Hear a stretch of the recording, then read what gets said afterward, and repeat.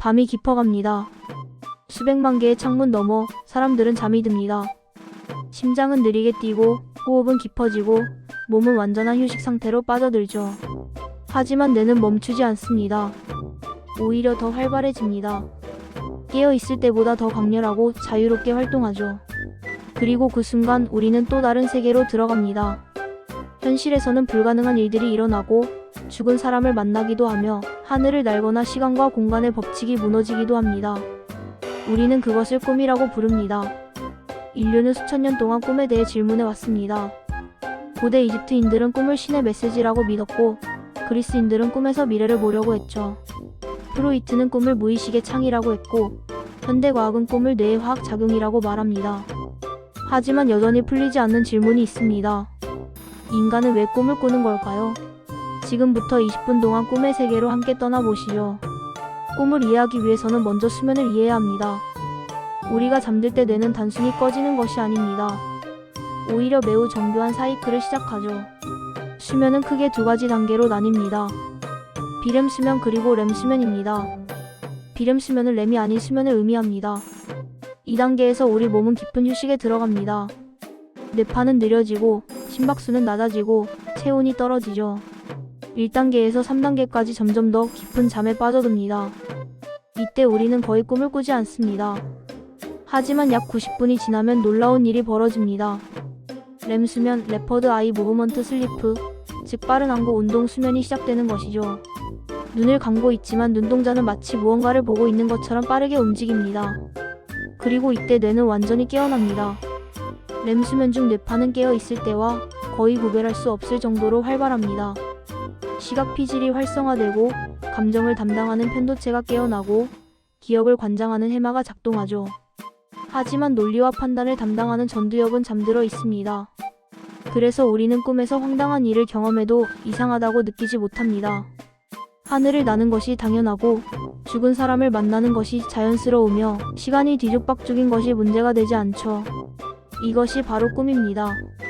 외부 세계의 감각 입력은 차단되었지만 뇌는 내부의 기억과 감정, 경험을 재구성하여 완전히 새로운 세계를 만들어냅니다. 한밤에 우리는 보통 46번의 렘 수면을 경험합니다. 그리고 그때마다 우리는 꿈을 꿉니다. 그렇다면 왜 뇌는 이렇게 복잡하고 에너지를 많이 쓰는 과정을 거치는 걸까요? 단순히 쉬면 되는데 왜 또 다른 세계를 만들어내는 걸까요? 과학자들은 오랫동안 이 질문에 답하기 위해 노력해왔습니다. 그리고 지금까지 세 가지 주요 이론이 가장 설득력 있게 받아들여지고 있습니다. 첫 번째는 감정 정리 이론입니다. 우리는 하루 동안 수많은 감정을 경험합니다. 기쁨, 분노, 슬픔, 불안, 두려움. 이 감정들은 뇌에 쌓입니다. 특히 강렬한 감정일수록 더 깊이 각인되죠. 하버드 의대의 로버트 스틱골드 교수 연구팀은 렘 수면 중에 편도체, 즉 감정을 처리하는 뇌 부위가 매우 활발하게 작동한다는 것을 발견했습니다. 하지만 동시에 스트레스 호르몬인 노르에피네프린의 수치는 급격히 떨어집니다. 이것이 의미하는 바는 무엇일까요? 뇌는 꿈을 통해 감정적 경험을 재생하지만 그 감정의 독성을 제거하는 것입니다. 예를 들어 당신이 오늘 누군가와 심하게 다퉜다고 해봅시다. 그 기억은 강렬합니다. 화가 나고 불편하죠. 하지만 꿈에서 그 상황을 다시 경험할 때 뇌는 그 감정의 날카로운 모서리를 부드럽게 다듬습니다. 상황은 비슷하지만 조금 다르게 전개됩니다. 때로는 상대방이 다른 사람으로 바뀌기도 하고 배경이 완전히 달라지기도 하죠. 그리고 아침이 되면 그 감정은 여전히 기억나지만 어제만큼 날카롭지 않습니다. 조금 더 받아들일 수 있게 되는 것이죠. 이 이론은 특히 트라우마와 관련해 중요합니다. 외상 후 스트레스 장애, PTSD를 겪는 사람들은 같은 악몽을 반복적으로 꿉니다. 이는 뇌가 그 감정을 처리하려고 시도하지만 너무 강렬해서 제대로 처리하지 못하기 때문입니다. 최근 연구들은 렘 수면을 조절하는 것이 PTSD 치료에 도움이 될 수 있다는 가능성을 보여주고 있습니다. 두 번째 이론은 기억 통합 이론입니다. 우리는 하루 동안 엄청난 양의 정보를 받아들입니다. 보고 듣고 느끼고 배우죠. 하지만 이 모든 것을 다 기억할 수는 없습니다. 독일의 신경과학자 얀 보름 교수는 획기적인 실험을 진행했습니다. 참가자들에게 단어 목록을 외우게 한 후 한 그룹은 바로 잠을 재우고 다른 그룹은 같은 시간 동안 깨어있게 했습니다. 결과는 놀라웠습니다. 잠을 잔 그룹이 훨씬 더 많은 단어를 기억했습니다. 특히 램수면을 충분히 취한 사람들일수록 기억력이 더 좋았습니다. 꿈을 꾸는 동안 뇌는 그날 경험한 정보를 재생합니다. 중요한 정보는 강화하고 불필요한 정보는 제거하고 서로 관련된 정보들을 연결하죠. 이것은 단순한 암기에만 적용되는 것이 아닙니다. 기술학습에도 마찬가지입니다. 피아노를 배우는 사람이 잠을 자고 나면 어제 배운 곡을 더 잘 칠 수 있습니다. 운동선수가 새로운 동작을 연습하고 잠을 자면 다음날 그 동작이 더 자연스러워집니다. 그래서 시험 전날 밤 공부하고 충분히 자는 것이 밤을 새우는 것보다 훨씬 효과적입니다. 꿈은 우리의 도서관 사서와 같습니다. 매일 밤 기억이라는 책들을 정리하고 분류하고 보관하죠. 세 번째 이론은 가장 흥미롭습니다. 생존 시뮬레이션 이론 혹은 위협 시뮬레이션 이론입니다. 수만 년 전 우리의 조상들은 끊임없는 위험 속에서 살았습니다. 맹수의 공격, 적대 부족과의 전투, 자연재해. 생존은 언제나 불확실했죠. 핀란드의 신경과학자 안티 레본수오는 꿈은 진화가 만들어낸 가상훈련 시스템이라고 제안합니다. 왜 우리는 악몽을 꿀까요? 왜 쫓기는 꿈을 꿀까요? 왜 떨어지는 꿈을 꿀까요? 왜 시험을 못 보는 꿈을 꿀까요? 레본수오는 꿈은 현실에서 마주칠 수 있는 위협적 상황을 미리 경험하게 해준다고 말합니다. 마치 비행 시뮬레이터처럼 말이죠. 조종사는 시뮬레이터에서 수백 번 추락을 경험합니다. 실제로 추락하지 않고도 위기 상황에 대처하는 법을 배웁니다. 꿈도 마찬가지입니다. 현대를 사는 우리에게는 맹수가 없습니다. 하지만 다른 위협이 있습니다. 사회적 거부, 실패, 갈등, 불안. 그래서 우리는 대중 앞에서 망신당하는 꿈을 꾸고 중요한 시험에 늦는 꿈을 꾸고 사랑하는 사람을 잃는 꿈을 꿉니다. 뇌는 이런 상황들을 미리 경험하게 함으로써 실제로 마주쳤을 때 더 잘 대처할 수 있도록 준비시키죠. 악몽은 불쾌하지만 필요합니다. 그것은 우리를 보호하기 위한 뇌의 훈련입니다. 이론만 있는 것이 아닙니다. 꿈에 대한 연구는 실제로 놀라운 발견들을 만들어냈습니다. 그중 가장 흥미로운 것 중 하나가 자각몽입니다. 루시드 드림, 루서드 드림. 꿈을 꾸면서도 그것이 꿈이라는 것을 아는 상태죠. 대부분의 꿈에서 우리는 그저 흘러가는 대로 따라갑니다. 하지만 자각몽에서는 다릅니다. 아, 이건 꿈이구나라고 깨닫는 순간 꿈을 통제할 수 있게 됩니다. 1970년대 스탠퍼드 대학의 스티븐 라버지 박사는 자각몽이 실제로 존재한다는 것을 과학적으로 증명했습니다. 그는 자각몽을 꿀 수 있는 사람들에게 미리 약속했습니다. 꿈에서 깨달으면 눈을 왼쪽 오른쪽 왼쪽 오른쪽으로 움직이세요. 그리고 정말로 램수면 중인 참가자의 눈이 그 패턴대로 움직이는 것이 관찰되었습니다. 더 놀라운 것은 뇌 스캔 결과였습니다. 자각몽을 꾸는 동안 뇌의 특정 영역이 활성화되었습니다. 바로 자기인식과 메타인지를 담당하는 전두엽 부위였죠. 일반적인 꿈에서는 잠들어 있던 부분이었습니다. 자각몽을 경험한 사람들은 완전히 다른 차원의 경험이었다거나 날고 싶으면 날 수 있고 가고 싶은 곳에 갈 수 있었다고 말합니다. 하지만 꿈이 우리에게 준 선물은 이것만이 아닙니다. 인류 역사상 가장 위대한 발견들 중 일부는 꿈에서 시작되었습니다. 1869년 러시아의 화학자 드미트리 멘델레예프는 원소들을 체계적으로 정리하려 애쓰고 있었습니다. 수없이 시도했지만 답을 찾을 수 없었죠. 지쳐서 잠든 어느 날 밤 그는 꿈을 꾸었습니다. 꿈에서 모든 원소들이 제자리를 찾아 정렬되는 것을 보았습니다. 깨어나자마자 그는 종이에 그것을 그렸습니다. 그것이 바로 원소 주기율표였습니다.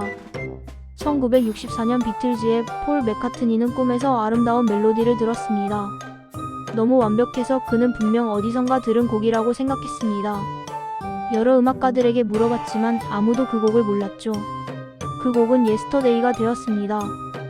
역사상 가장 많이 커버된 노래 중 하나입니다. 제임스 왓슨은 DNA의 구조를 고민하다가 꿈에서 서로 꼬인 두 개의 나선을 보았습니다.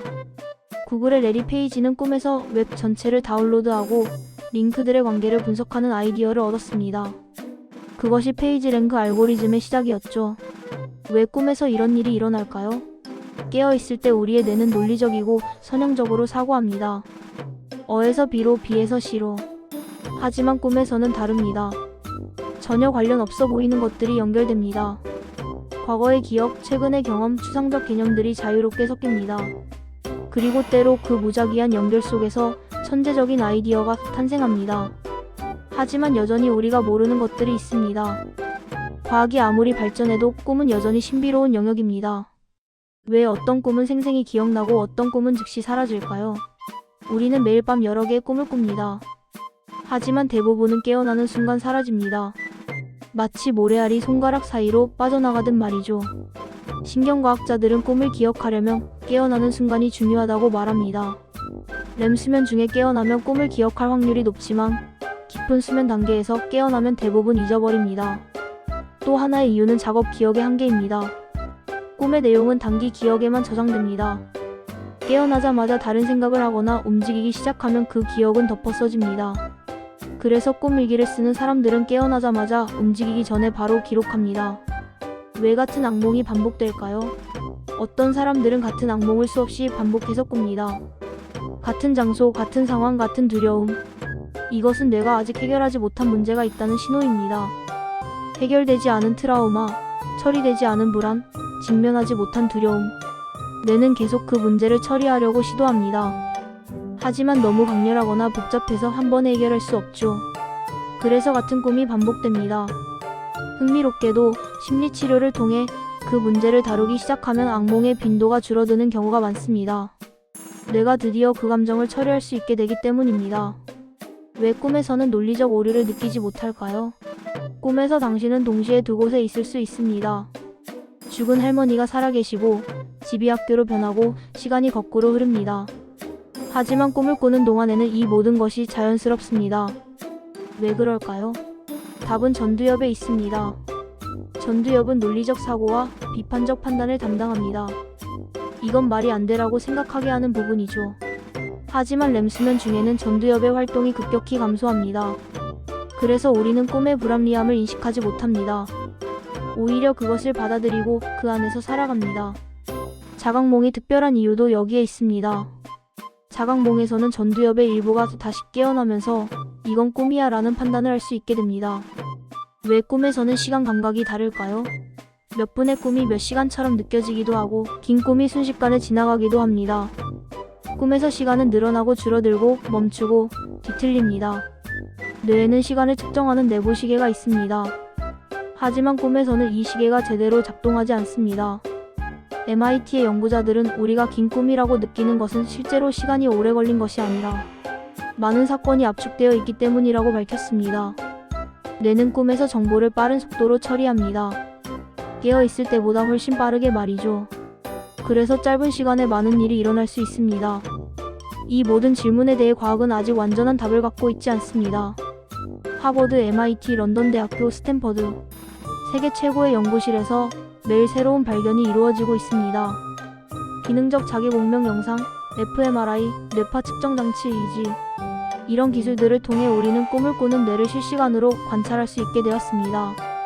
일본 교토대학의 연구팀은 최근 꿈의 내용을 뇌 스캔으로부터 부분적으로 재구성하는 데 성공했습니다. 사람이 꿈에서 무엇을 보고 있는지를 컴퓨터로 추측한 것이죠. 언젠가는 우리가 꾼 꿈을 녹화해서 다시 볼 수 있는 날이 올까요? 다른 사람의 꿈을 함께 경험할 수 있게 될까요? 하지만 아무리 과학이 발전해도 꿈의 모든 것을 설명할 수 있을까요?